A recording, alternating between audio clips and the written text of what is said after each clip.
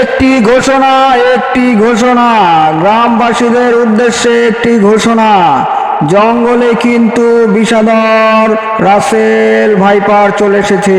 Russell viper সাপ, যে সাপ কামড় দিলে কিন্তু মানুষ বাঁচে না।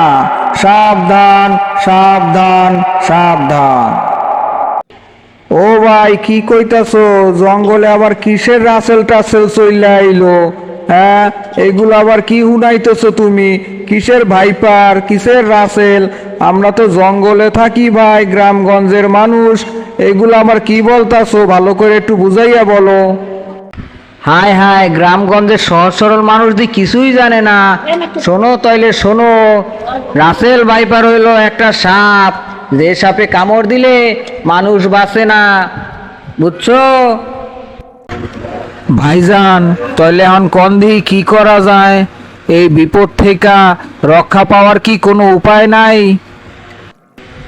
আছে আছে, উপায় আছে। এই সাপে কামড়াইলে যত তাড়াতাড়ি সম্ভব সরকারি হাসপাতাল যেতে হবে, আর যত দ্রুত সম্ভব অ্যান্টিডোট নিতে হবে, তাহলেই কিন্তু জীবন রক্ষা পাবে। আর যদি ভুল করে কোনো ফকির কিংবা কবিরাজের কাছে যাও, তাহলে কিন্তু মৃত্যু নিশ্চিত। এ ভুল করা যাবে না, করা যাবে না। তাহলে তাড়াতাড়ি গ্রামে ফিরা যাই, আর ফিরা যায়া সব গ্রামবাসীদেরকে বলি, সাবধান হয়ে যাও, সাবধান হয়ে যাও। দেশে কিন্তু নতুন সাপ ছড়িয়ে পড়েছে, রাসেল ভাইপার। যাও যাও, খবরটা সবাইকে জানিয়ে দাও, সবার উপকার হবে। হুঁশিয়ার, সাবধান, দেশে আসলো রাসেল ভাইপার। সাবধান সাবধান।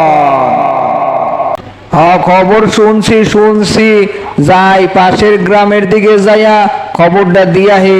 নিমতলার মানুষ মনে হয় এখনো খবরটা শোনে নাই। চালু যাই চালু যাই।